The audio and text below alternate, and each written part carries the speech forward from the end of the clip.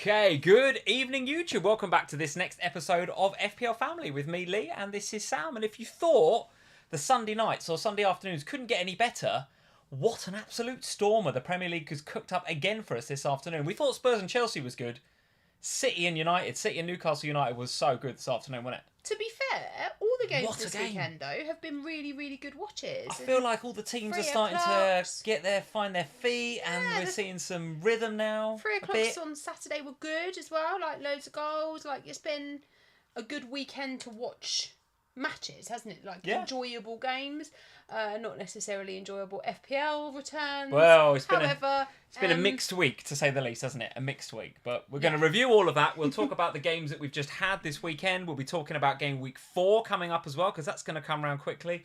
We'll do what we usually do, our teams, our overall ranks for what it's worth at this stage of the season. And by the way, I say that, you know, that's absolutely true, right? We are 3 game weeks in. If your overall rank isn't where you want it to be, it makes absolutely no difference, right? You've got to wait until game week sort of 9, 10, I think, for it to even matter. But one of the things we are seeing a lot of, a quick comment on this, is the price rises. I think we spoke about it briefly last Sunday. There's a lot of knees jerking on a Sunday night at the moment, isn't there? Even without Liverpool Man United, which is still to come tomorrow night. We're seeing a lot of transfers in for a lot of players. I think just as we were coming on, you said a lot of people got rid of Harry Kane. Second most transfer. I just don't get it. I don't understand. I mean, it's bonkers, where are they going? Because if he's the second most transferred out already, where are they going? I mean, he scored in back-to-back matches. So what more do you want from him? What else can he do? You know, like, where are they taking money out? Are they putting it somewhere else? Are they going to Haaland? Maybe, but Haaland's only just returned, and he didn't return last. Yeah. I don't know. I'm baffled. Well, we're starting to see, I hope that we're starting to see, and I saw a tweet from FPL Greyhead earlier today, which I retweeted, starting to see, I hope, a little bit of a shake-up of the template. I mean, you and I have got different views a little bit on whether FPL has got a bit of a template this season, but I definitely think it has. There's a core of players that everyone's got, absolutely everyone, to the point where I was sitting there with Jesus watching that Arsenal game, and he got the assist. I was like, oh, God. He's one of my players. I'm like, damn it. Because he's like 140% EO. It's just not... No, it's just not FPL, is it? But Jesus is an exception to the rule, isn't he? I think that... Is he? There's a few that are over 100%. No, he's an exception to the rule because he's the most heavily owned FPL asset ever. He's owned by 80.7%. That's ridiculous, isn't it? It's ridiculous. And it's because he was priced as a Man City forward at 8 million. And at that point, he then wasn't a first choice. He wasn't going to play every week. So you weren't really going to invest, which is why he's 8 million. Had he moved to Arsenal already, when the price points were set, he'd have been at least 9, 9.5, maybe even 10. Yeah. And at that point, he's owned by 50% of the game. What's good, though, is I think we're starting to see the Toneys, the Rodrigos, the Gundoans, who else in that forward line? Who else have we got? Mitrovic, potentially. There's a few that are starting to come to the fore and starting to disrupt that template, and I'm here for it. I'm here for it because it needs a bit of a shake-up, I think, FPL. I did a couple of transfers this game week, which I'll talk about a bit later on. One which went terribly, but one which went really well. And I have to say, I put most of my thought this week into the one that went terribly. My second transfer, I made, with my second free transfer that I made 2 frees this week, coming into game week 3. And I did it because I just felt like, I looked at my team, I was like, that's boring. That's boring. Same team as everybody else. So I bought another defender in that not quite so many people had. And I was just like, well, it makes it a little bit interesting. I don't know. I'm not getting bored of FPL. Don't get me wrong. I just think this template needs a shake up. But I feel like we're getting it. I feel like we're starting to get it. You're not fit. You don't agree, do you? I totally disagree with you. Just don't agree. I think you're absolutely mental. All right. Well, let's get on and say hello to a few other mental people. Gita and Riley, how are we doing? There's a lot of you saying Wildcard, right? So Gita's in the chat. He or she, I think it's he, is saying Wildcard. Time for Wildcard. I personally don't think it is, because if I look at my team right now, my bus team for next week, and we're going to talk about my bus team, your bus team later on in the live stream. If I look at the sort of fixtures that those players have got, they look pretty good. I'm not sure I want a wildcard. If I was to wildcard this week, I know I'd get rid of a lot of points from someone. I'm absolutely convinced that I would. So I'm not sure, Gita, that it is time to wildcard, but a lot of people think differently. Just before we say hello to the rest of the people, wildcard, yes or no? Is it another one of those sit on the fence? It depends on your team. Is it right time for you? The usual sort of standard answer. I could see a wild card this week. Could you? Yeah. For game week 4? Yeah. Oh, I could see it. Because I think that there are enough premiums not performing and enough mid-price players performing that you could... I look at my defenders and I think, why the hell have I bought in Reece James? Why did I take a -4 for Reece James? And I still don't really know why... I'll tell you why I did it. Absolute blind fear. Fear of EO again. Fear. Yeah. And I looked at him and I didn't even want him, and I said this to you when we were on holiday. I said to you, I don't even want him. He's not going to keep a clean sheet against Leeds. I might as well just go Cucurella and save $1 billion. And yet somehow I've still got Reece James in my team, and I'm sitting here thinking, I don't really want to be heavily invested at the back. I'd rather invest up top. I'd rather invest in Toney. I'd rather move money around. And so from that Toney's one you had him in your game week 1 team for a long time. You called him all summer and you never did it. Well, not only because I moved him out for Jesus when Jesus got that. Yeah, so I had no choice. Oh, there's a cat running. Get out of here, cat. What the hell? What was the cat? Just knocked over your drinks bottle, didn't he? Was it the cat? We need to start closing the door again. I know it gets a bit hot in here. No, I can't. It gets too hot. I think I've got menopause or something. I'm so hot. I'm not having a cat in here wrecking the studio every time we come on for a live stream. It's so hot. This country. God. I feel like I've moved to I don't know, somewhere close to the equator. Joe Thurgood, thank you, Joe. He says, hi, Lee and Sam. Hope you had a nice holiday. We did, thank you, mate. We had a lovely holiday. It wasn't particularly cool out in Denmark either, was it? It was still pretty warm out there as well, but not as hot, I think, as the UK is continuing to have it, right? We missed all the rain that was in the UK, didn't we? There was a bit. We did do that. There was a bit. But anyway, while we were away, I was banging on about various players, and Rodrigo, I feel like I've now been banging on about for about 3 weeks. Toney, the same. You need to start going with what you're saying. But what I'm saying is, often they involve selling a premium. They involve getting rid of a player So I was a bit annoyed with myself this week because I got the fear of, when I was getting rid of Rashford, I got the fear of Martinelli, and I really wanted to go Rodrigo. That was the transfer I wanted to make, and yet somehow I was like, Martinelli. Yeah. You got swayed by the general FPL public. No, I got swayed by you. Okay, well, Martinelli's not a bad pick, by the way. No, I'm not saying he is, but I think the point I'm trying to make here is that I think there are a number of players. So for me, tomorrow night... By the way, we've been doing this 6 years. You still getting swayed by me? No, I never get swayed by you, which is why I'm a bit worried about myself. But I think if tomorrow night Luis Diaz blank, honestly, I can see myself getting off of some of my premium assets and moving around the way that I'm playing the game. I would actually... a few knees jerking this evening. I can feel it in the FPL community. It's a bad game week. There's a lot of knees jerking. I can feel it. I'm not going to do anything just yet. Keep the faith, guys. Keep the faith. I don't think you can do anything until the final game. What happens if something bad happens? Touch wood, it won't. But, what happens if Salah does a ACL or something tomorrow? Oh, I don't know. Don't even go there. Don't even go there. But then there's big changes, and then suddenly the whole community's wildcarding, aren't they? True. Yes, true. Wait the game week out. Thank you, Si, for the super chat. Cyberdet is in this evening. The midfield master, Jack Colback, as we all know, is the absolute midfield master. He super chatted. Thank you, Si. A very generous super chat. Tough week, he says. Tough week, but not just for me. I think I would agree with that, mate. I think it's been a difficult week all round. That if you're big at the back, and most are to some extent. Well, there was barely any clean sheets. There was nothing going on. And the defenders didn't attack either, did they? Unless you've got Mr. Perisic. I'd like to send best wishes to Duncan and his partner at this time. Thoughts are with you. Yes, absolutely. We saw in the Slack earlier, didn't we, about so Duncan's had a bit of a Duncan, who's one of our other Patreon supporters. We know that Duncan had a bit of a bereavement in his family. So Duncan, yes, we're with you, mate, and hope that you and your partner are okay. So yeah, thank you, Si, for sending the super chat. To be honest, that's absolutely typical of the community that we have in Slack, quite frankly. Everybody just supports each other. Yes, we have a load of batshit talk about for FPL, don't we? Language! Sorry, I shouldn't swear.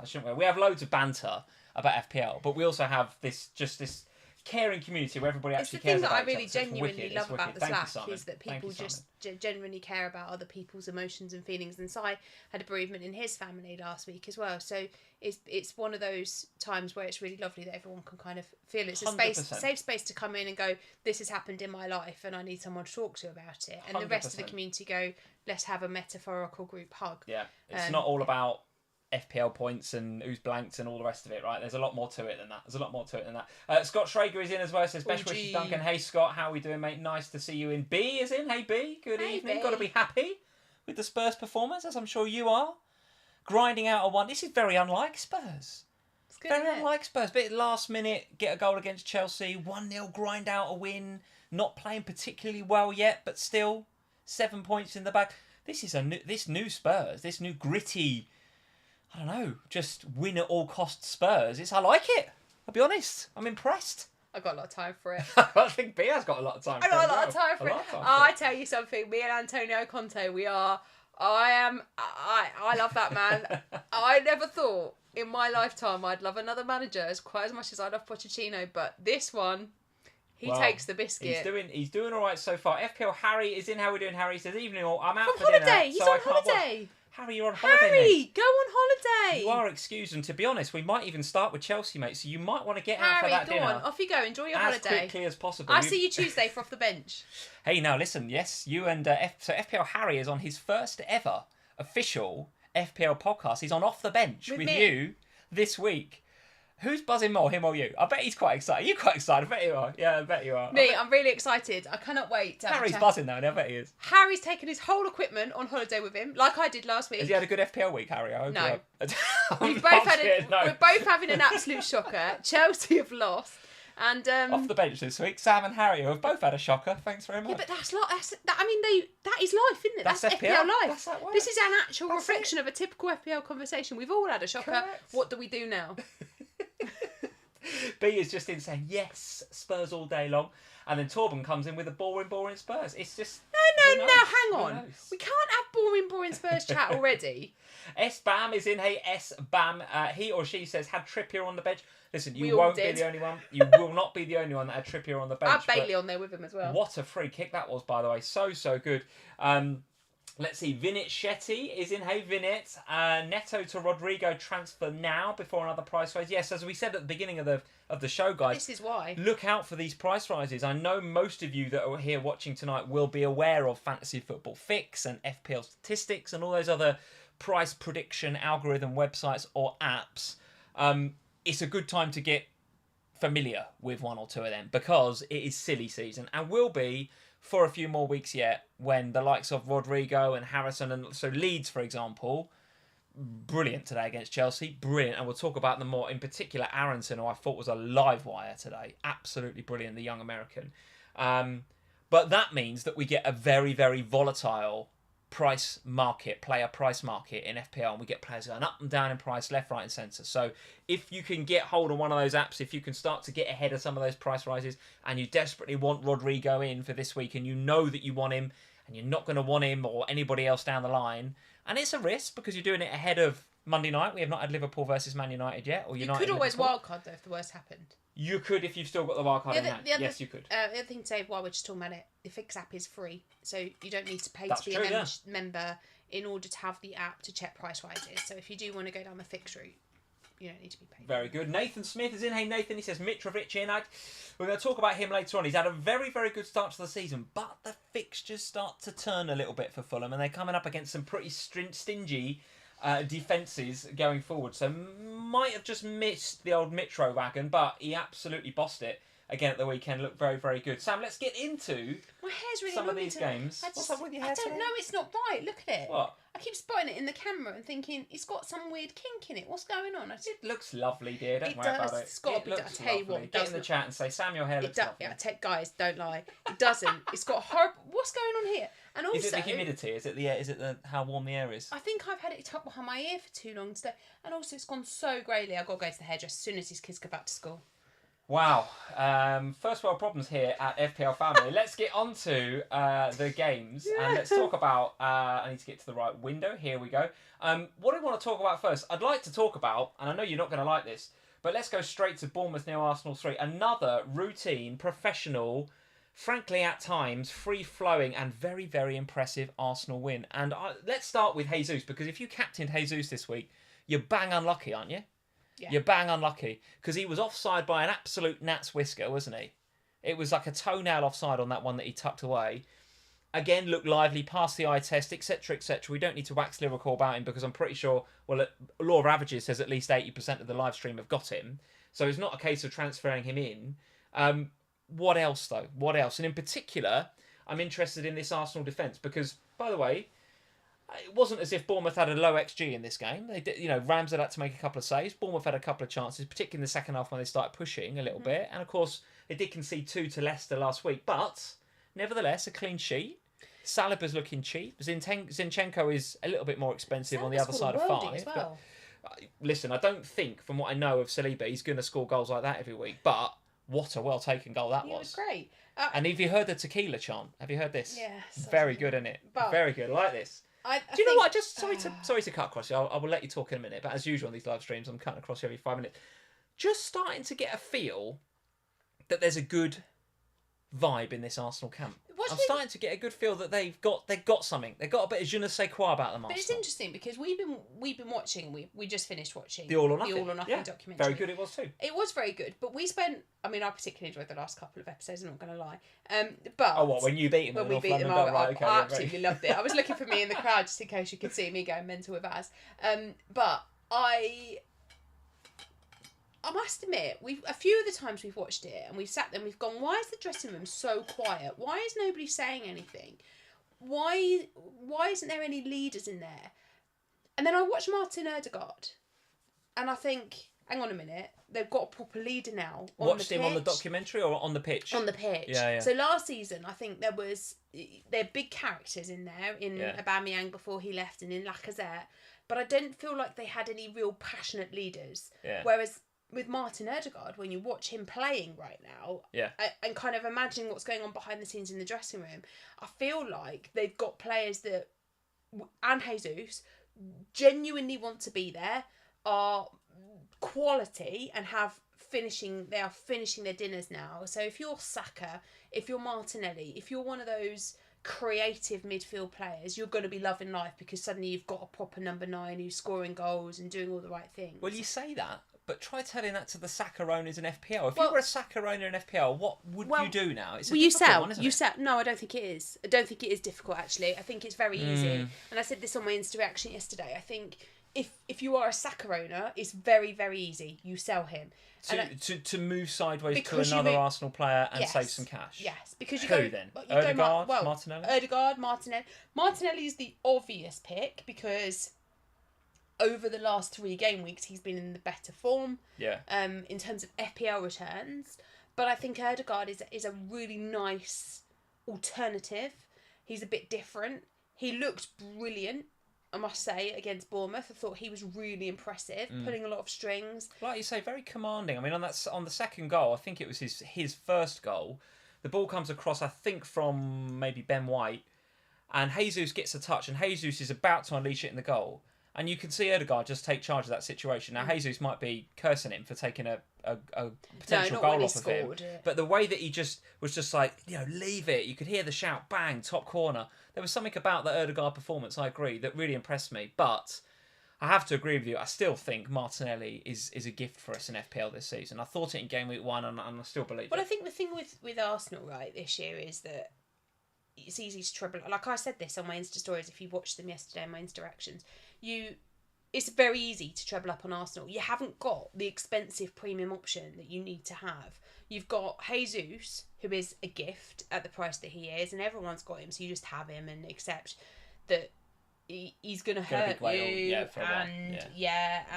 the only way to 80%, you can't not have him, can you? No, you can't. And the only way to make him a differential is if you captain him, and you just accept that, right? And that's fine. Yeah. But then you've got other options. And what I love about the Arsenal picks right now in FPL is that you can go Martinelli, you can go Ødegaard. You don't have to go Saka, and I wouldn't advise that you do. Okay. He will come good, but I don't think you need to spend the extra money. I think that's the difference. You can just afford to downgrade him. Talk to me about the defence. And then you've got the defence, and you've got options at all price points if you want to. So you can go in at the more premium end and go with Ramsdale and goal if you want, or you can go with Zinchenko if you want, or you can go with the cheaper options. You can go in with the likes of Ben White, you can go in with the likes of Saliba, and it's going to depend on the price point that you have available. Now, in my opinion, right now, the cheaper you can go with those defenders, the better, because I don't think you need to be spending, like, I'm looking at my back line thinking, why am I spending 6 million on Reece James? Like, Trent is a bit different, Cancelo is a bit different.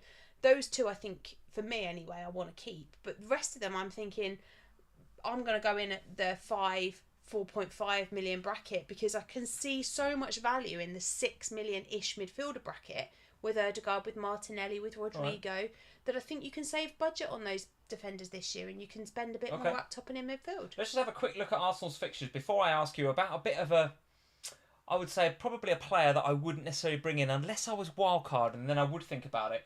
Arsenal's fixtures continue to be good. It's Fulham at home and then Villa at home, so neither of those are going to hold much fear, I don't think, for Arteta's boys, and certainly we're going to be looking at, I think, potentially Jesus as a bit more than just a player, maybe captaining him. Then it's United away, which according to the Fantasy Football Scout ticker isn't a blue fixture.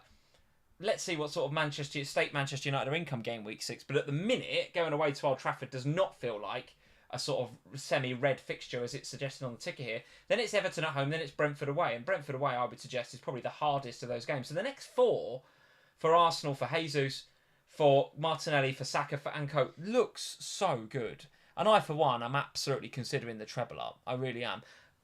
Talk to me about Granit Xhaka. How has his role changed this season? Because he's already on, I think, 3 assists this season, which is that's as many as he got last season, and we're on game week 3. Is his role in this Arsenal team changing a little bit, and is he an option for us in FPL? Xhaka. I mean, you feel I like... don't think it's as crazy as you make it sound. I just feel like with Xhaka, I'm 5 minutes away from a red card. I don't think it's crazy. I don't think investing in any Arsenal player right now is crazy. I think you can make a case for investing in all of them quite successfully. I think what I would say about Xhaka is, I don't know, I don't love it as a pick, which feels ridiculous, but I think it's a bit of historic... Yeah. It's a bit of historic bias more than it is anything else. I think he's a nice pick.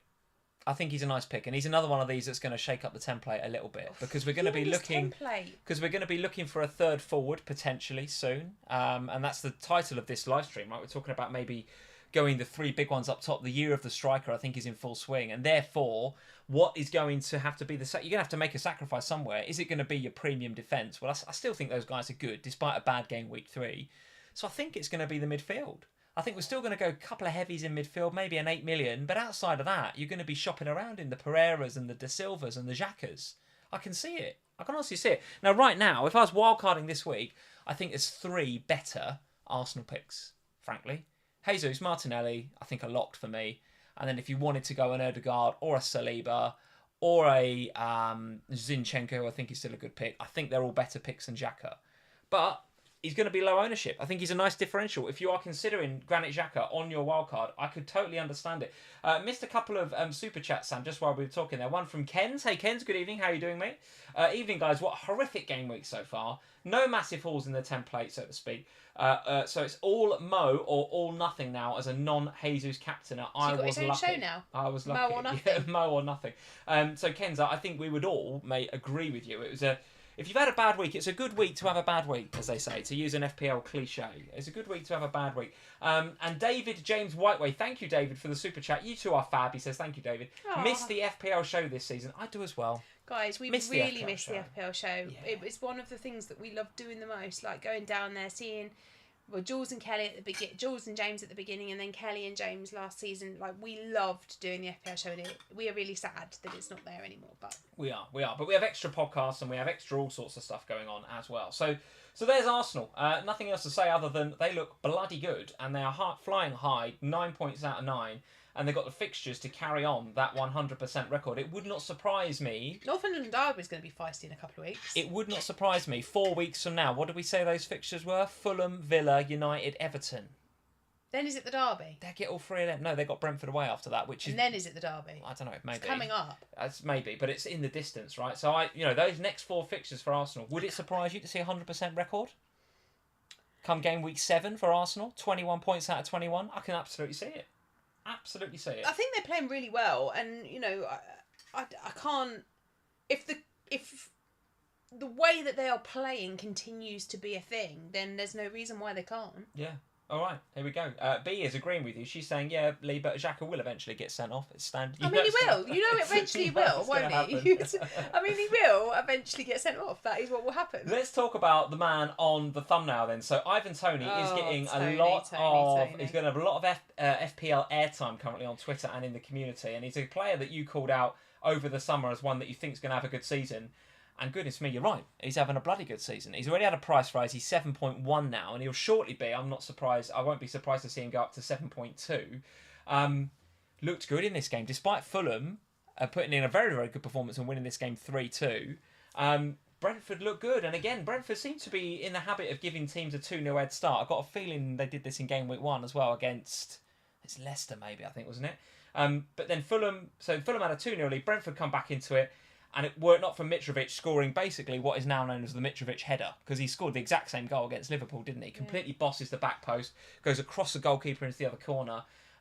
Really good classic Mitrovic goal to win it 3-2. But difficult to say which team deserved. I say Fulham probably deserved to win, but coming out of it, I think a lot of the FPL community are looking at Brentford's fixtures going forward, which read like this: Everton, Palace, Leeds, Southampton and Arsenal. So again, in the same 4-game bracket here between game weeks 4 and 7, Brentford look pretty good, and Ivan Toney's looking all right with Mbeumo up top. So what are we saying about Ivan Toney, but Brentford in general? I mean, Ivan Toney to me is the one that got away for sure. Yeah. Is it Ivan or Ivan? It's Ivan. Well, I was calling him Ivan. I was calling him Ivan Toney. We get so much stick in the YouTube comments. Ivan Toney? It's Ivan Toney. The YouTube comments every week are absolutely packed with me mispronouncing names. It's Jesus Lee, not Jesus. It's Mkhitaryan. Do you remember Mkhitaryan? Used to get that one quite right, didn't we? Let's just call him Tony. Look, to me, he is the player that every week I look at my team and I go, how the hell do I get Sam Greenwood to Ivan Toney? Every single me too. I've got Archer week, and I want Toney. I look at him and I go, how? The only way to do it is to wildcard, which is why, again, the wildcard conversation comes back around. Right, because you want Toney. Because I want to... But wildcarding for Toney feels absolutely insane. But this is what I'm talking about. I don't know if it does. But this is what I mean about the value picks this season. There's so many great value picks who are all really performing brilliantly. And I'm looking at Toney thinking, I really want you. And this is a really beautiful run of fixtures where I can only see continued goal scoring from him. FPL Joel is saying in the chat, to be honest, I don't see Toney staying at Brentford. I see a top 6 club coming in to buy him before the window shuts. What do we think about that? Well, I mean, if that happens... I've seen a couple of reports. I mean, if Chelsea went in for him... Listen. This is just me saying something here because I don't even know if they've been linked with him. But he is what Chelsea need. Yeah, but does he need Chelsea? No, I don't think anybody does at the moment. They don't need the stress. He's playing so well at Brentford under a really, I think, a top manager in a top football club. I'm going to say something controversial though. I don't know. How happy is Ivan Toney to never play Champions League football? Yeah, he's young. He's got never time. play European football. He's got time. He'll be there one day. He's not going to be at Brentford his whole life, I don't think. But moving in the next week or so to a Chelsea or somewhere else. Well, there is always some random move that happens right at the end of the window when some team or other panics. But I look at the top. Well, there's plenty of that going on. Well, yeah, but I look at the top clubs and think, well, who's going to panic in this last part of the window? It'll be them with the money. It'd be Newcastle, wouldn't it? Or United seem to be chucking some money around at Casemiro and a few others, don't they? It's like, name your price. United are desperate. Why would he go to... I don't think he'd go to United over staying at Brentford. What, rekindle his Eriksen? He's quite happy. He's quite happy. Eriksen's regretting his life choices. Eriksen wishes he'd stayed at Brentford. Eriksen must be really, especially after last week. Exactly. I don't think he goes anywhere, but Chelsea maybe because they got Champions League football. I could see that, but look, if regardless of where he plays, I think he's a great option. He's in great form. He's playing really well. But there are other picks at Brentford who I think you could also go to. Like for me, I'd really like Toney. I don't think I can stretch there. The defence I'm not keen on. Is Mbeumo worth saving £1 million? No. Took his goal against United very well. No. All right, not selling you on that. No. Okay, fair enough. If it was a midfielder, I probably would have been persuaded to have gone there. But in the forward bracket, I just think that those 3 forwards this year, it's such a different world that we live in FPL at the moment, where the forward 3 feels really, and I've suddenly got Sam Greenwood, and the forward 3 is so valuable. Do you know what? I don't think Tony's team selected by would be quite so high were it not for the Núñez red card. I think that the Núñez to Toney move was popular. Leading up to game week 3 was a bit of a no-brainer, actually. I think I would have done the same, quite frankly. And because of that, Toney now, not because of that, but Toney has popped up now with the goal. what's your plan to get... Do you have a plan to get him in? You want him in your team? I can't. Okay. The only way I can do it is if I sell Salah. Oof. Wow. Okay. Right. Or I've got to sell a premium. I could sell Reece James. Okay. The guy I've just spent -4 on. Oh, Jesus. On another -4. Come on. You can't just knee-jerk James out like that. Well, no, I can't. Have a bit of faith. One of the best attacking fullbacks in the country. God dear me. I'm really not a Reece James fan right now. What are we saying about Fulham then? A good win for them, 3-2. That's now a very good start to the season for Fulham Football Club, isn't it? And Mitro seems to be firing on all cylinders. Yeah. They've got a couple of others that, it's not all about Mitro. The others are chipping in with a goal here or there, right? Do I want to be doubled up, though, with Pereira and Mitrovic? Well, do you know what? I know that you can, but the fixtures aren't that great that you want to double on Fulham. He's the best enabler in the game, isn't he, Pereira? He was all over. He's a cheat code. Pereira's a cheat code. He was good. He's great. He plays really well. He's attacking his set pieces, his corners. Everything's great. And he got some attacking returns. Picked up 3 bonus points. Lovely. Love that. Everything about Pereira, fantastic. If Pereira wasn't there, Mitrovic, I think, would become much more attractive in my mind. But owning the double up of Fulham for the fixtures that they have coming up, like when they start, that's the challenge, I think. When they start Let's have playing, a look at them fixtures. When they start playing the likes of Liverpool and Spurs, and they've got difficult fixtures, I don't think I want to be doubled up on them. Now, yes, I know you could bench Pereira, but it's tough. Second bottom Fulham right now, away at Arsenal, which is a difficult game. Home to Brighton. Brighton have already proved that they're pretty astute, particularly on the road defensively. Brighton look very, very good. Then it's Spurs away. Then it's Chelsea. I'm going to that game. Are you going to that game? Even Forest away.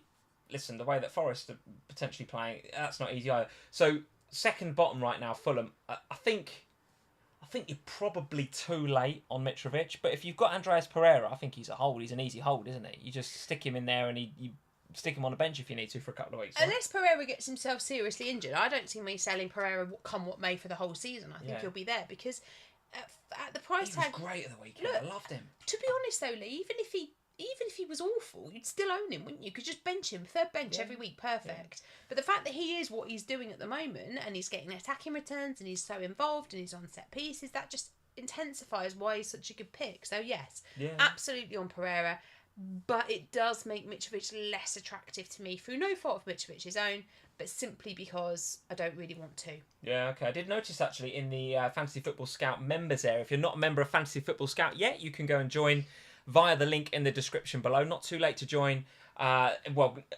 Never is it a bad time to join Fantasy Football Scout, I would say, the membership area. Now, very, very good. Now it is a good time because it's the last couple of weeks of the offer being on a pre-season offer. That's why I stumbled over my words a minute ago, because I was about to say it and I thought, what if it's not? What if they've stopped doing it? But it's available still for a couple of weeks. Yes. Excellent. I'm glad you know.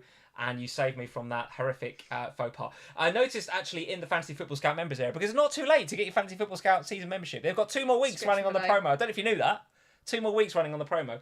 Noticed in the members area that Mitrovic topped for shots this week with 8 shots. Second was 2 Everton boys, actually, Gordon and Gray, interestingly. Not Dele Alli. Certainly not Dele Alli, who looks as if he's on his way to Turkey. Seen this? He just bought him. Dele Alli on his way to Trabzonspor or somewhere in Turkey. Oh, just honestly, the guy, he doesn't care, does he? He doesn't care. It's really. Don't you think it's actually really sad? No, I don't. Mitrovic was top for shots this week by some way with was he 8. Top for touches in the opponent's half? No, touches in the opponent's half, which is the stat we always reel out here on a Sunday night in FPL Family. He was not there at all. Nor, by the way, in the top 5 was Mr. João Cancelo. Not in the top 5. Shock, horror. Every week he's top for touches in the opponent's half. This week, no. Have we entered the twilight zone? This week, no. He was actually... Who, Cancelo? Cancelo was 4th for passing in the game week, but touches in the opponent's half was Rodri, actually. Another City player. Closely followed by Cucurella and then Ruben Neves from Wolves. So, yeah, João Cancelo, unusually not top for touches in the opponent's half, but Mitrovic getting shots away. But you and don't getting in want all double the for them. areas. But I don't think you want him with these fixtures coming up. I think if you were going to spend that sort of money, I think you'd find a bit more and go to Toney, personally. I think you'd go to Toney. Where else should we go with some of these games, Sam? What else is the community talking about? I just want to have a quick word. I don't want to spend too long on it. Aston Villa, I think, need a kick up the backside. They lost this game at Crystal Palace, which is, by the way, not a big deal because Crystal Palace are playing very, very well. I don't want to talk too much. They were 1-0 up. Watkins did take his goal very well. Don't want to talk too much about them because they are, I think, if you look at the fixture ticker, absolutely bottom of the fixture ticker, despite the fact they have West Ham at home next and the way the Hammers are playing. They're awful. That's not. It maybe doesn't feel like quite the week to sell Leon Bailey or others if you held on to them. However, they did lose this game to Crystal Palace at the weekend, and I have to say, I was thoroughly impressed with Crystal Palace. Crystal Palace have entered a new stage of their evolution, I think. If they were a Pokemon, they'd be evolving right now. Oh my God. They are all over it, and Vieira is stamping his mark. If they were a Pokemon... They'd be powering up. Really? They are powering up right now, for God's Crystal sake. Palace. Guys, welcome to my life. They are powering up. I have to deal with this nonsense. What are you saying about Crystal Palace? What did you make of their performance at the weekend? I mean, they were exactly like a Charmander. Look at you with your Pokemon knowledge. Yeah, Crystal Palace. I mean, look. What do you mean, yeah? No. Do you watch Match of Day highlights? Yes, I did, but... They were awesome. I'm just going to say that Go on. Zaha, if you bring him in, will absolutely troll you. Yeah, probably. He does look as if he's different this season, although we always that say the transfer window's open. Yes, I know, but listen, he's played under Hodgson for ages. He's played under other managers. I just think under Vieira, he's found his manager, and he's got quality around him now. I choose you. No, he's got quality around him. He's got Eze who played brilliantly. Mateta's goal. See Mateta's goal? Yeah. I mean, the ball in from Tyreek Mitchell is out of this world. The finish from Mateta is really, really good as well. Edouard chipping in with an assist as well. I think they're really good, Crystal Palace. I think they're really good. Let's have a look at their fixtures coming up to see whether we would invest in them. Crystal Palace towards the bottom, and it's Manchester City away next, so probably not the right week to invest. But believe me, when it gets to game week 5... Wildcard time. Well, 6 is Newcastle away, but yeah, first wildcard time, sort of 7 or 8. At the minute, I think I would want a Crystal Palace attacker in there because they look really good. Free flowing. Vieira's just stamping his off. You haven't got much of a thought. I'm not really selling Crystal Palace here to you, am I? I think Vieira is a fantastic manager. I think he's doing great things at Crystal Palace. I don't want Zaha because I know what happens. The week I bring Zaha in, Crystal Palace fall apart. It's guaranteed. And then I think there's a lot of rotation issues and potential problems. Like, I like Eze. I do.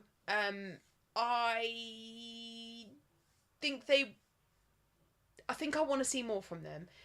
I don't think we'll see a lot from them next week against Manchester City. I don't know. I think if they play like Newcastle played today and go full City and try and get them on the counter-attack, their pace on the counter-attack is unreal, Palace. Wow.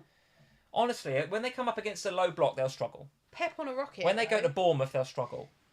But I think Palace have got something, I honestly do.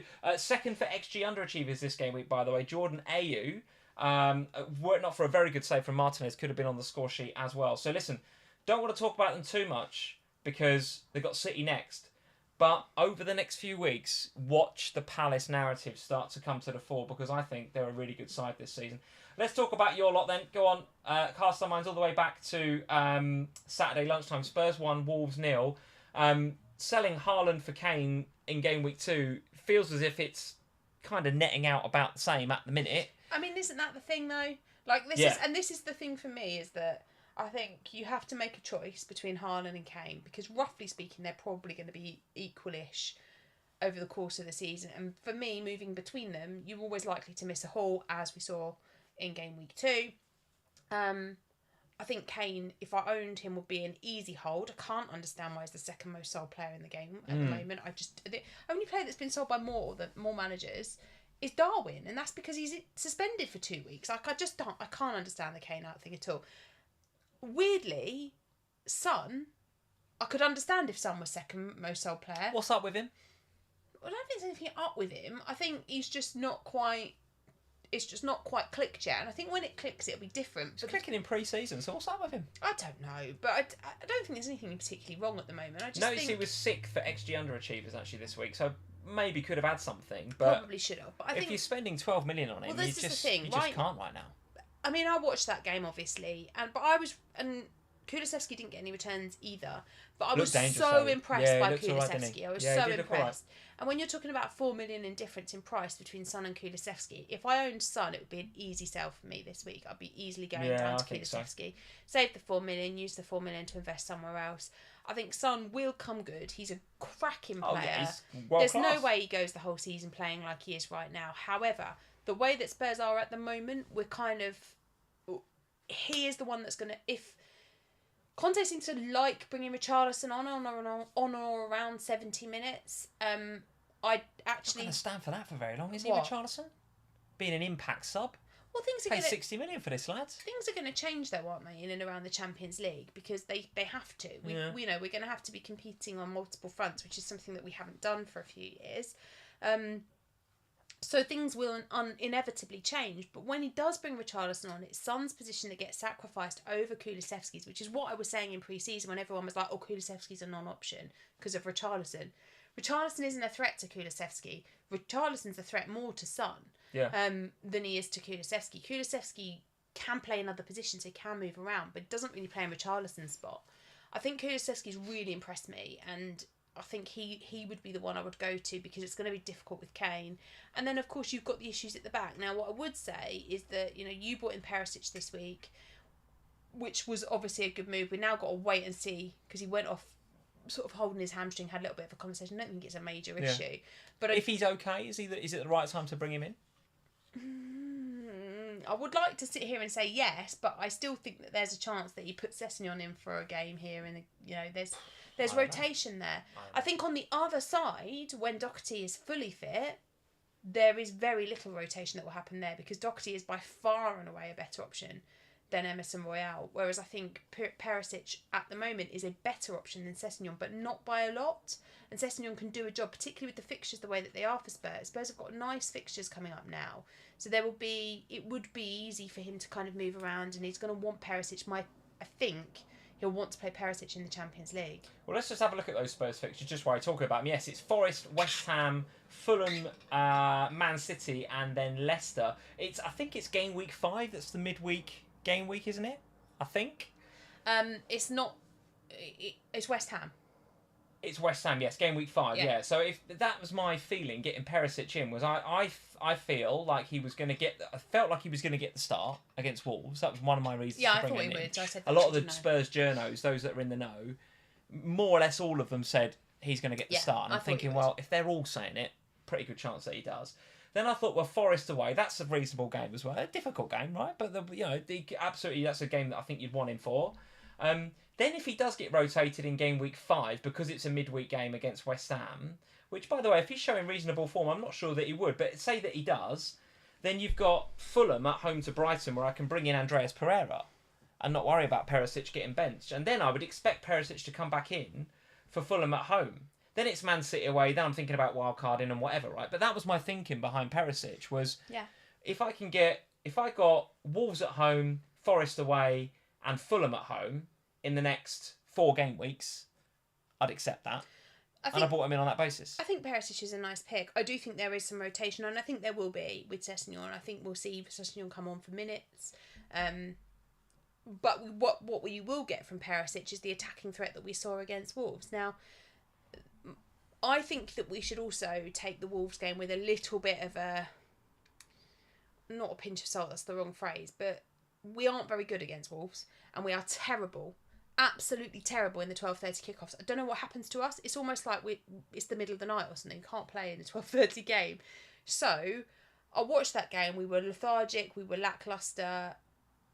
We haven't yet seen Spurs play in the best that they can. I think we've been... I'd agree. We've been average. We weren't very good against Chelsea. We were lucky to grind something out of that. We weren't very good against Wolves. We were probably lucky to get the win. But we've got 7. Yeah. But we've got 7 points. The Cats are going mental outside now. But we're going into some nice fixtures now, and hopefully we'll start to see some more consistency in terms of who's starting, and we'll start to see a bit more free-flowing football. I'm hoping. Yeah. So I do want to be invested in Spurs. The kind of question. You haven't got any right now, have you? No, it's. And you've got 2 Arsenal. I have, yeah. How does that feel? I mean, it's fine. not great, but it's fine. I mean, Spursing is a priority for me. Reece James maybe goes. Here's a question for you, Sam. Super chat from Angelo Davies. Thank you, Angelo, for the super chat. Reece James, Neto, and Ward out. Yeah. Zinchenko, Rodrigo, and Sanchez 100% in for a -4. Yeah. Got to do it tonight. I'll be priced out. What do you think? Yeah, I'd do it. You get rid of Reece James that quickly, would you? Have you seen Chelsea? You're bringing in Rodrigo against Sanchez in game week 4. You don't have to play Sanchez. Well, why would you just don't do the Water Sanchez then and don't spend the full -4? Yeah, it's an option. Possible, but you reckon it's? I don't know. I think listen. I would Rodrigo easily. I think that's a great move. I do not like the Reece James pick at all right now. I don't trust Chelsea to keep clean sheets. I don't like the fact that he was playing at centre-back today. I hate the fact that Koulibaly's been sent off because that's going to stick him in the middle even more unless they sign somebody, surely. Yeah, I think Fofana's price just went up 5 million, didn't it? We'll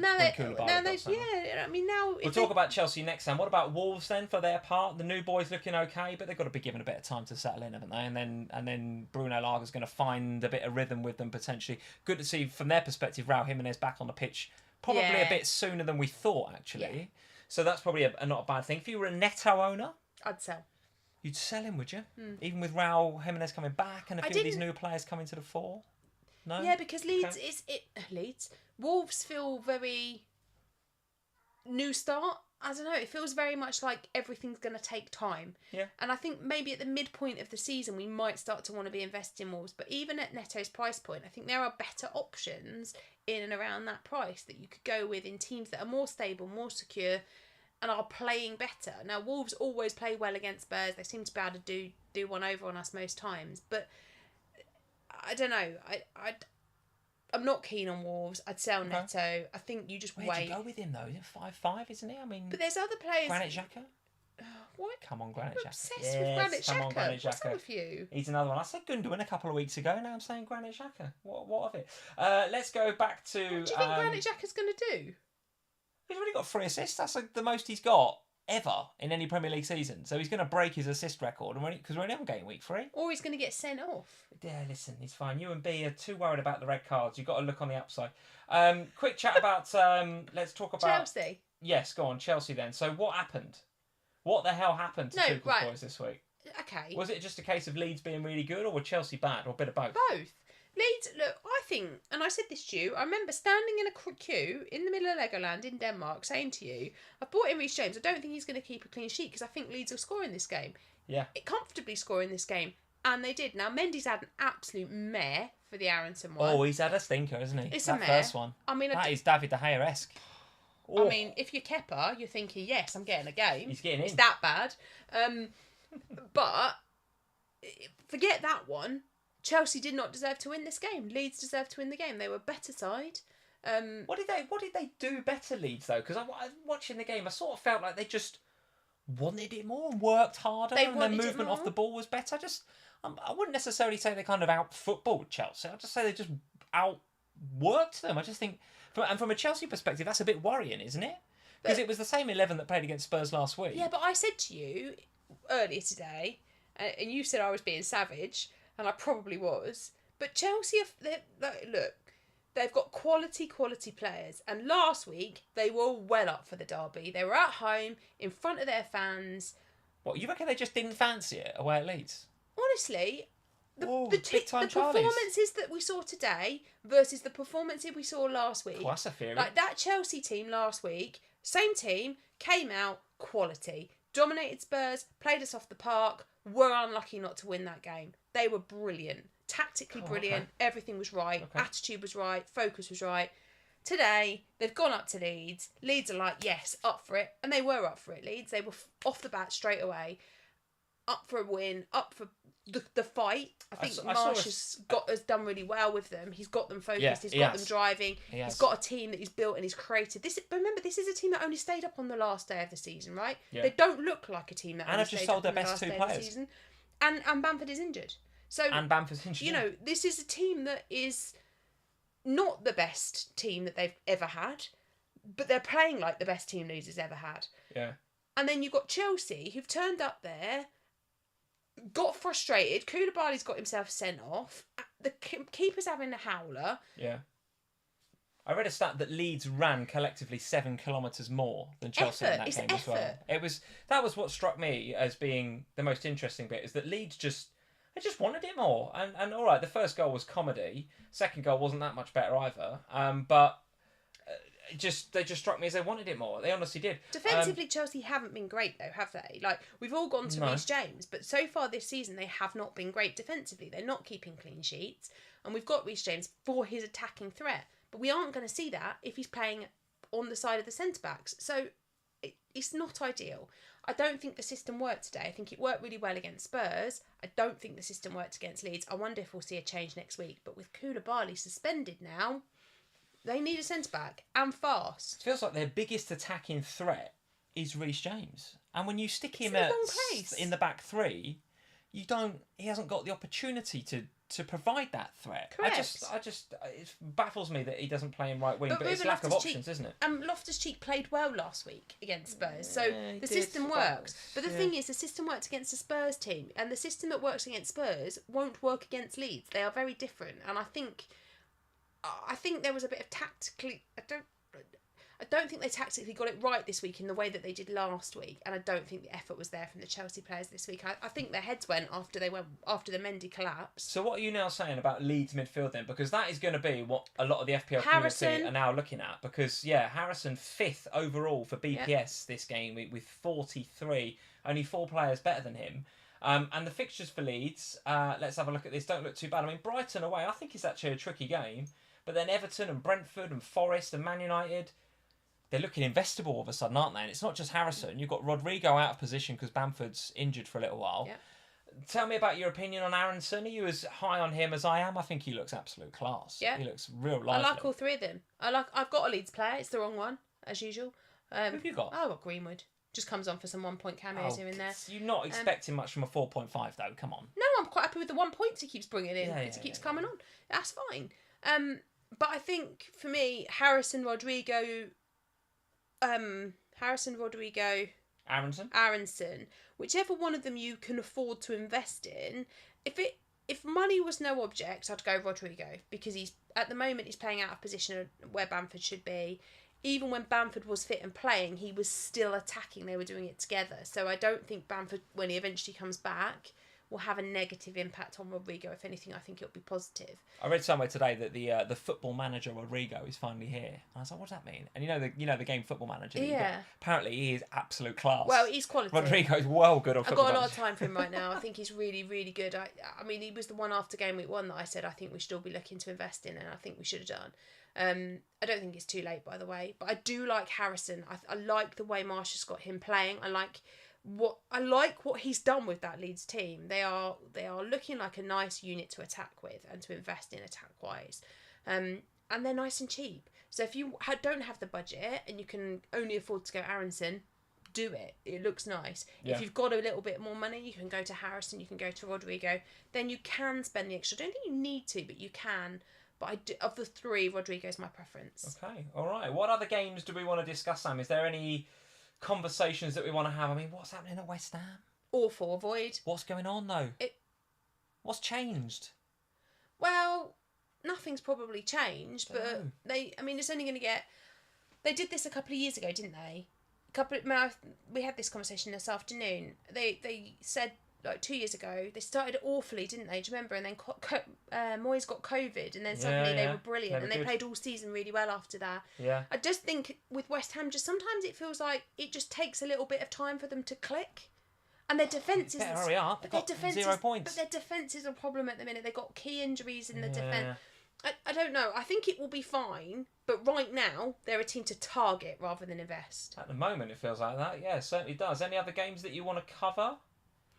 Brighton continue to look like nice options, by the way, in that game. If you defensively want to go pretty good. And if you want to go Gross or Trossard, they look all right as options. Okay, all right. Well, look, but loads more we can discuss. I mean, even Forest getting a point at Everton, I think, is a really good result for them. I was so annoyed by that Everton goal. Why? Well, I played Nico Williams. You played Nico. Well, many will have played Nico Williams, no doubt. And actually, he's probably the main talking point from that game. He was the most attacking player in that fight. Bless him. Good. With his Liverpool hat on, he really wanted to score against Everton. I'm sure he did. He's a cracking little player. He was very Trent-esque in that game, if you don't mind me saying. He'll get points for us at 4.0. He's no issue with taking him out of the team at all. Most of the time when we benched him, probably. No issue. This is one of the things about FPL this season, just talking about the meta for a minute, is that we tend to spend the first 5 to 6 to 7 game weeks trying to pick out where the 4.5 midfielder is and who the 4.0 defender is. It's obvious. I think it's there, isn't it? Yeah. It's right in front of you. It's obvious. It might be Patson if you really want to go there, but it's not for me. It's Nico, absolutely. Well, it's Patterson potentially as well if you want to double up on the 4.0s. Maybe, but if you're going one, it's Nico. Yeah. And at 4.5, I'm here for the Josh Da Silva conversation, but it's Andreas Pereira for me at 4.5. I think you have those two, and they're your enablers. Yeah. Job done. So let's talk about, Sam, before we get to our teams, let's just have a quick shout out to our new patrons. Lots of new patrons joining us over on patreon.com/FPL Family over the last week or so. So thank you everybody for joining us over there. Links are all in the description below. If you just want a little bit more Sam and Lee in your life, if you'd like to join our Slack community, we do extra bonus podcasts on a Friday or the day before the game week deadline. So you've got a feel for what we're doing with our teams and what our transfers are. So sometimes Lee records it on a hill outside a hotel room in the middle of Denmark. Like I did this week. Yeah, that was random, wasn't it? The patrons actually quite like that, I think. He said to me, we put the kids to bed and he went, right, we've got to record Ohana. And I was like, where are you going to do that? Where are we going to do that? Because we're in a hotel room, all the kids were in the other end of the room, basically. Yeah. And then he was like, I don't know, I'll go and find somewhere. And I was in the hotel room packing, ready to come home. And then he came back in, he was like, I just went and stood up on that hill. I was like... It's actually quite liberating, you know. You did... Just standing on a hill in Denmark. There was quite a few, because we were quite under the flight path, there's quite a few planes that were going on in the background as I was talking about Perisic. Wow. So there we go. That's the sort of stuff you can get via our Patreon. If you fancy an extra podcast every single week, access to Slack. If you want to do Zoom calls with us, we've had a couple of new people join us at the Zoom patron tier as well. I'm actually doing one this week. You're doing one this week with one of our new Zoom patrons. I look forward to that. And Manager of the Month competition, lots of other stuff. If you want to go check it out, if you want a bit more FPL Family in your life, go to patreon.com/FPL Family. The links are in the description below. Go check us out over there. And we've also got a bit of an update on the end of game week 2. So this is the end of game week 2 results. Lucy's up there in again. The August Manager of the Month. We've got Bryce and Lucy and Lee fighting it out for our August Manager of the Month competition. Now, interestingly, both Bryce and Lucy are former Manager of the Month champions. So Leah's got his work cut out, and so is Lucy actually, to get up to where Bryce is, because Bryce has got an 8-point lead going into game week 3. So once the Liverpool Man United game is done, I will total up everybody's scores, because I have everybody in a spreadsheet and I collect all of their scores offline on my little spreadsheet, and then I post an update in the Slack and on Patreon to see who is leading our competition. And right now, at the end of game week 2, it was Bryce. Bryce Law is up there with 170, so a really, really good start to the season. Bryce, by the way, his overall ranking at the end of game week 2 was 4K, doing brilliantly. Wow. And Lucy was in at about, I think, 25K, 24K. So we have some really, really good FPL managers out there, guys, in our Slack to help you with your teams week to week. Sam, let's talk about your team for the game. Why have we got to go from these guys to me? Do you want to talk about mine first? No, just let's rip the Band-Aid off. Go for it. It's been a disaster. Right, an unmitigated disaster. You won't be the only one. No, I won't be the only one, and I'm all right with it at the moment. You've got 3 left to go and you're captain. I've got my... Stop worrying. I got Luis Diaz is gonna get an... Oh, hello. It's a ping. Luis Diaz is... I think that's about the bed delivery. It is, yeah. Luis Diaz is going to get an absolute hatful tomorrow. Just telling you now. I hope he does, yes. In my Sam Crystal Ball, he's going to get 4 goals.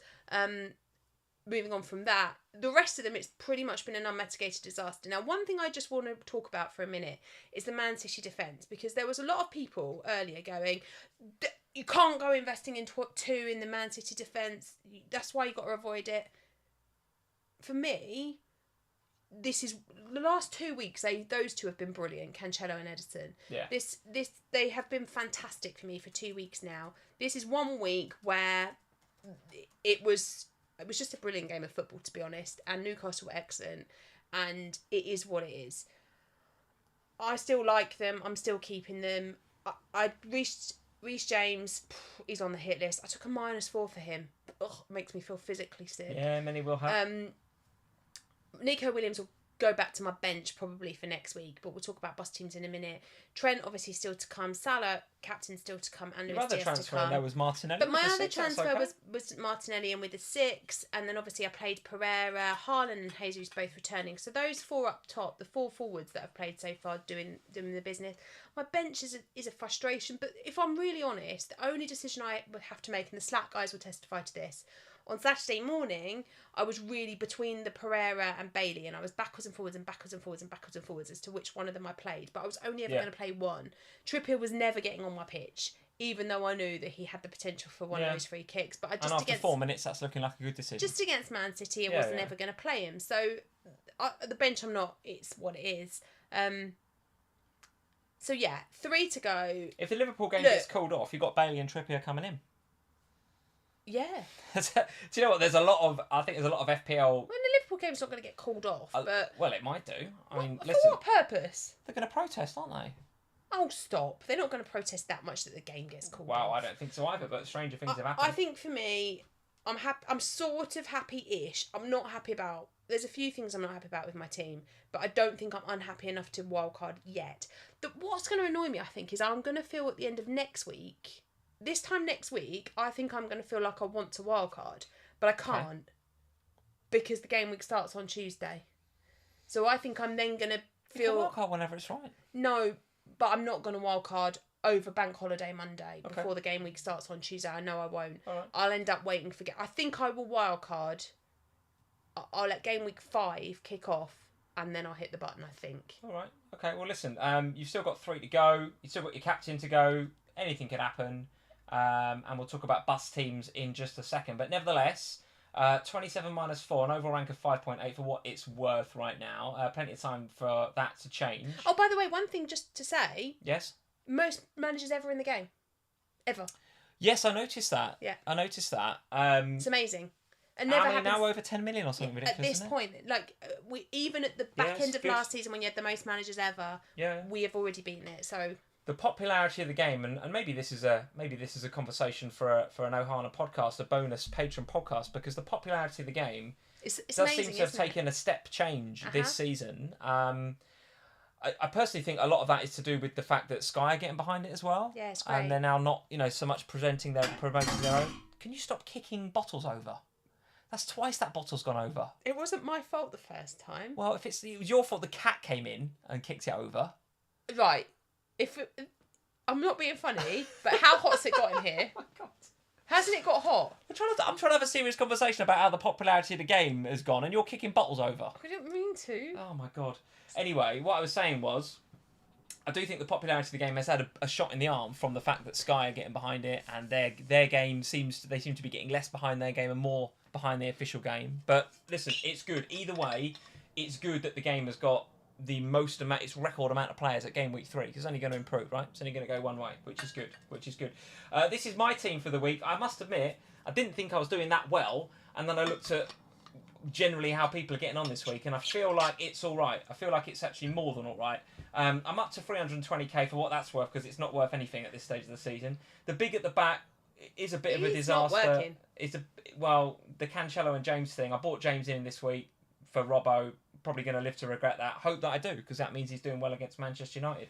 But my fairly last-minute transfer to do Trippier to Perisic, I think is saving my bacon this game week. No doubt about it. Now listen, the Andreas 8-pointer, the Sanchez 8-pointers, definitely very welcome. The Sanchez clean sheet, I did a silent little fist pump when that got locked in, I can tell you. If you hadn't have done that transfer, would you have played Trippier?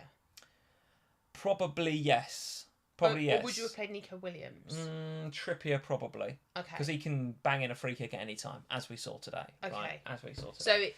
So you're still on the right side of it. Yeah. But not by as much as if you would have played Nico. Yeah. But okay.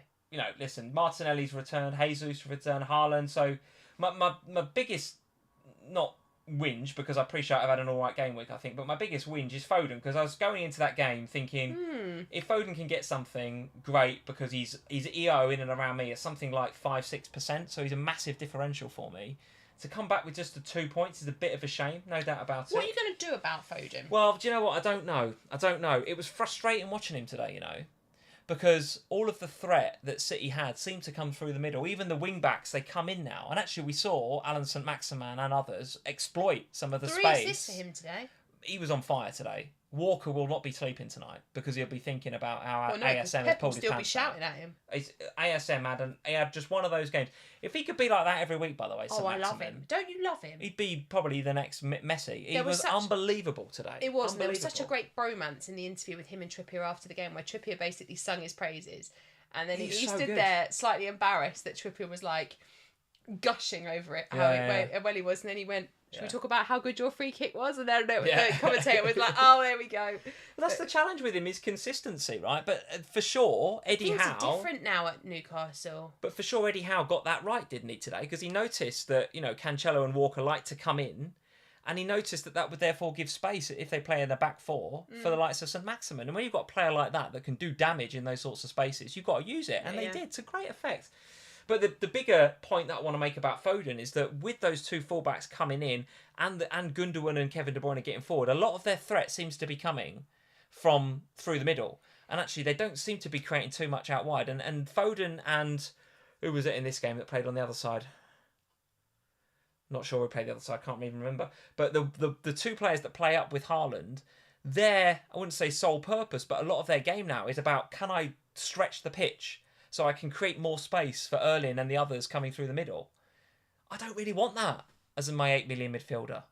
I want my 8 million midfielder cutting in and coming into the box like Kulusevski. Oh, you can't have Kulusevski as well. Well, I'm probably not going to go there because I don't think we've seen quite enough of him yet. Oh, you will. But listen, Foden's got... I think they've got Palace at home next. So you may be thinking of holding. Is it Palace at home next? I've just got to Yeah, check it's that Palace for at City. home. It is, yeah. Is it? Yeah. Yes, Palace at home, and then it's Forest at home, and then it's Villa away. It's just, But the fixtures thing look is, too good. I can't sell him, can I? I've got to kind of hold on to him, I think. my honest opinion is that Foden could become a player that you just keep hold of, because City, the fixtures are always going to look good for City. You almost have to forget the fixture ticker when you've got City players, because the reality is you're not benching them against anybody. You're going to play them against Liverpool, you're going to play them against Spurs, you're going to play them against Arsenal, Chelsea, everybody. So the fixtures actually are irrelevant right now for Foden. So you have to judge it on where he's playing on the pitch. Now, we've seen 3 weeks worth of Foden. I would argue that in the 3 weeks worth of Foden we've seen 45 minutes of really good football. Yeah. We saw him again today not pass the ball to Foden, to Haaland when he really should have done, took it himself. Foden was in a better position. I don't think that we've seen enough from Foden that means we should keep him. I appreciate that this does mean that he's going to go absolutely mental in game week 4. The chat making some good comments about the fact that, what you're talking about, Lee, because Bernardo was playing on the other side and he got goal and assist from right wing stroke right midfield today. So, yeah, maybe my rhetoric about those two forwards being a bit too wide is, well, actually Bernardo managed to get some points, so why couldn't Foden? And Gary's made a good point. Thank you, Anthony.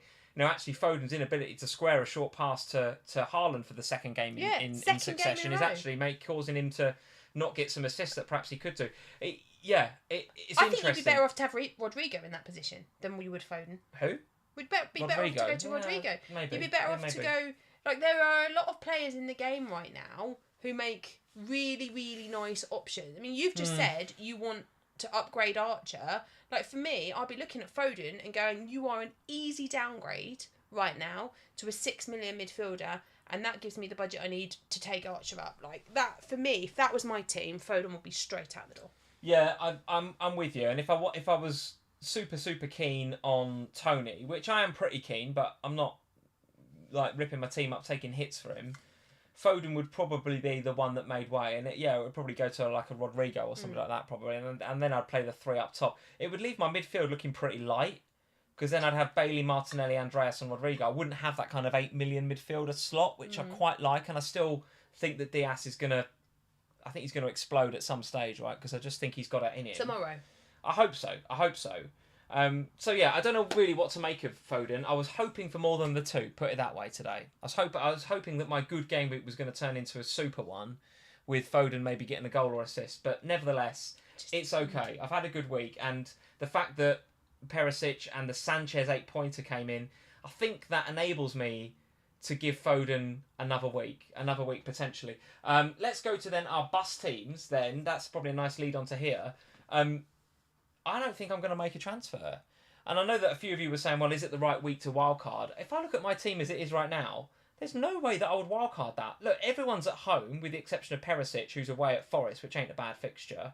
Even Bailey at home to West Ham. I mean, Bailey got, an assist this week? Hit the bar as well. He looked fairly lively. I mean, it's probably his only shot on goal, that one that hit the bar, but nevertheless, still looked okay. I've got to get mine in front of me. Even if he doesn't play, I've got maybe a Nico or an Andreas to come in. It's not the end of the world. I think my team's okay. I think the captains, I've got all the main captaincies. It's going to be Haaland, Jesus or Salah, I think. Again, it's going to be one of those. It's going to be captaincy. I'm currently bust on Salah, but I'm not averse to moving it around. I think I'm going to save a transfer. That's my current thinking. And then I'll go into game week 5, as I did coming into this game, with my 2 frees, and then think about it a bit more then.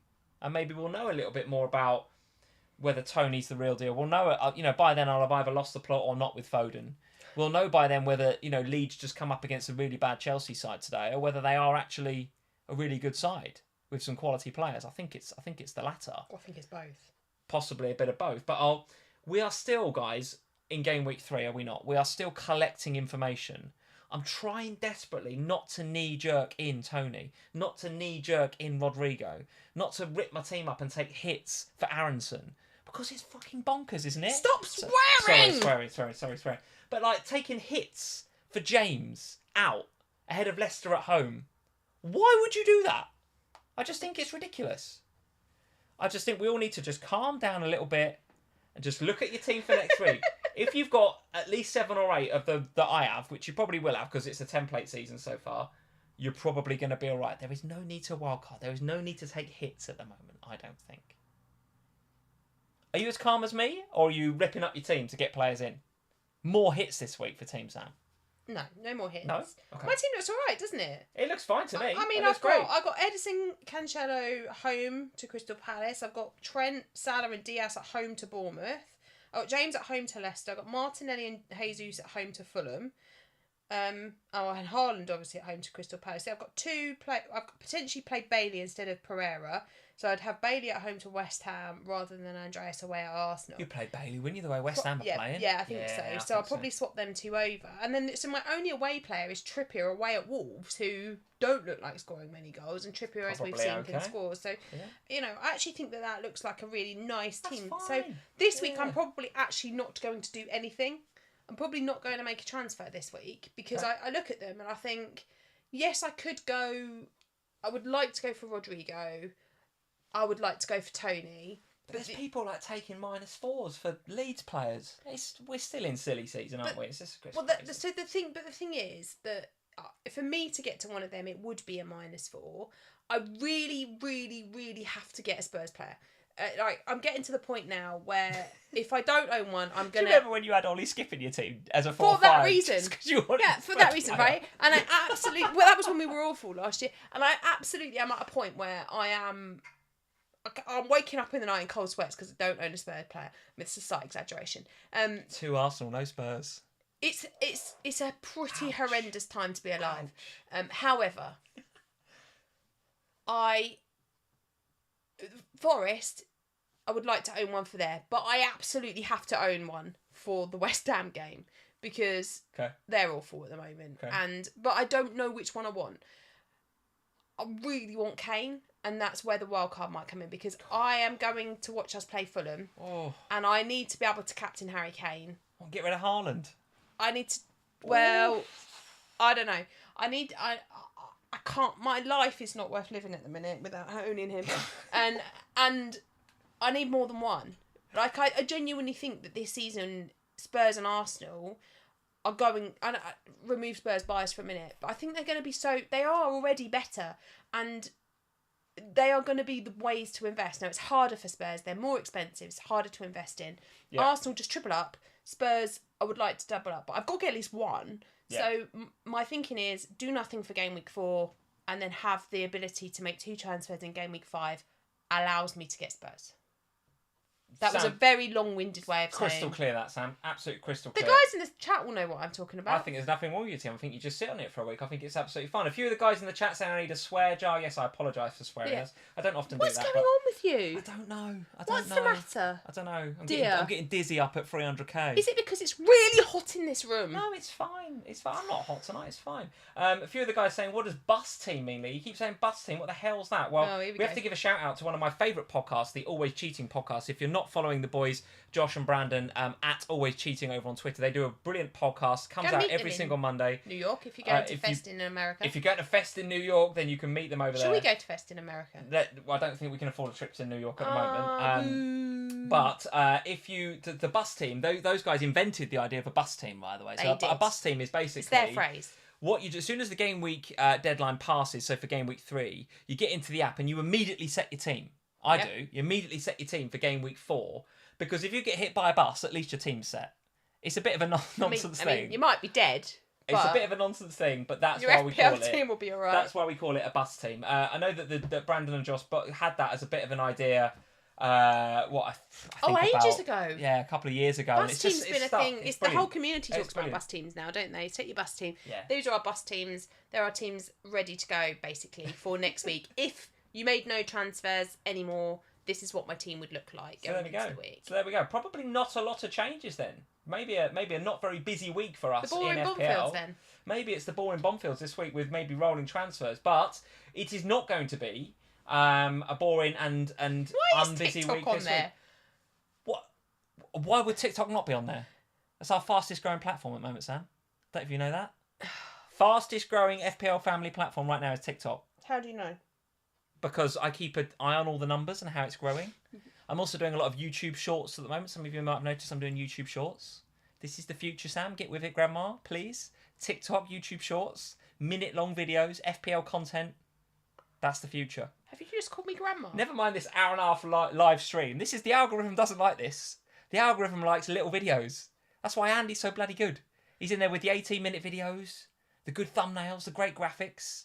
We sit here for an hour and a half and ramble about rubbish. The algorithm doesn't like it. What the algorithm likes, it likes TikTok, Sam. It likes little digital bits of content. Come on, you're on Instagram. You do Insta stories and all that. You do Insta reactions. You should know this. I do. I'm not a grandma. So that is why TikTok's on there, Sam. Because it's our fastest growing platform right now. It's where we're seeing the most growth. More than Facebook, put it that way. How's the Facebook going? It's fine. Facebook. Well, my Instagram. Anybody still on Facebook? Yeah, my Instagram post over there. I get comments and things. Oh God, somebody! I just write talk everybody through the week while I kick somebody out of the chat. I'll be on the official podcast this week. In fact, I'm going to be on 2 podcasts, the official podcast this week. You're on every official podcast, Sam. I'm on every one on Thursday, but this week I'm also on Off the Bench, which is going out on Tuesday, obviously, because it's the Monday night game. So, yes. Harry... You guys won't want to miss that, by the way. You will not want to miss that. FPL Harry's debut on the official FPL podcast. I am Come on. So excited for Harry to do his first official Premier League bit, but I am also... so excited for me that I get to do it with him, buzzing for that. He's absolutely blown up in the last 18. He works really hard on his channel. We know because we know him pretty well, don't we? And the way that what he's done on his channel in the last 18 months and on Twitter, he's so good. He has gone from strength to strength. So I'm sure he's buzzing about the official podcast, and I know that you are as well. Those off the bench ones, they're good. Tell us what you think, guys, in the comments below in this YouTube video. Let us know what you think of the off the bench podcast this year. I personally find it really, really good. Yeah. Well, let's see if you find this one really good. So Harry and I will be doing that on Tuesday morning. We'll basically be looking back on game week 3. Harry not feeling very happy with life because he's not had a good game week apparently, and also Chelsea lost. Hopefully Diaz will go mental, and then I'll feel really good, and Spurs won, and it all would be nice. Good. So yes, so that's on Tuesday, and then on Thursday we'll be back with the official podcast with Kelly and Jules, and we'll be talking about all things game week 4, looking ahead to the upcoming game week. So that will be happening. Obviously, we'll have Ohana going out as usual. And, in big news, Lee, this face. Going to be on Sky, Will be on Sky Sports News on Saturday. Going to be on Sky on Saturday. I don't know who I'm with, actually, because they normally do 2 pundits, don't they? There'll be 2 of you, yeah. So I think is it 10:40? I should really know this. 10:40. 10:40 until 11. Saturday morning, I'm going to be on Sky. I won't lie to you. I am papping it a little bit. Oh, you see? Now the tables have turned. Because when I was doing it, you were like, you don't need to worry. You don't need to be nervous. You don't need to worry because you're really good at this stuff. So are you. Oh, God. Well, unless you swear all the time and then you won't be invited back. You better mind your manners. Just Mr. Bonfield. people are saying get the swear jar open, and maybe if I do that on Sky, I'm in big trouble. I'm in big trouble. You won't be allowed back anymore. Oof. You better behave yourself, Better mister. not do that. Better not do that. Yeah, so Lee will be on Sky Sports News on Saturday morning at 10:40, and See you there. I think we'll be doing some editorial stuff for Sky as well this week. So that'll be exciting. All right, so a very busy week. So listen, good luck to anybody that's got Salah captain for tomorrow. If you've got Trent, Diaz, have you captained Salah? Robbo, I have captain Salah. Okay. So still got my captain still to go tomorrow night.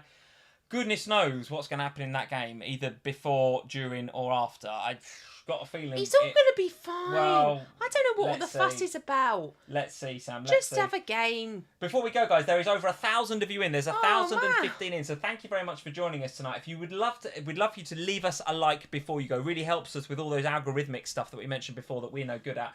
But your likes really help us with that. And if you're new to FPL Family and you're not a subscriber around here, then we'd love you to hit that subscribe button as well and hit the little notification bell so that you know whenever a new YouTube Shorts video is uploaded to the channel. Until this time, guys, next Sunday at 8:30 p.m, when we will be looking back at game week 4 and everything, how that has gone, we will see you very, very soon. Have a good week and green arrows. Cheers, guys. Bye, guys. Green arrows.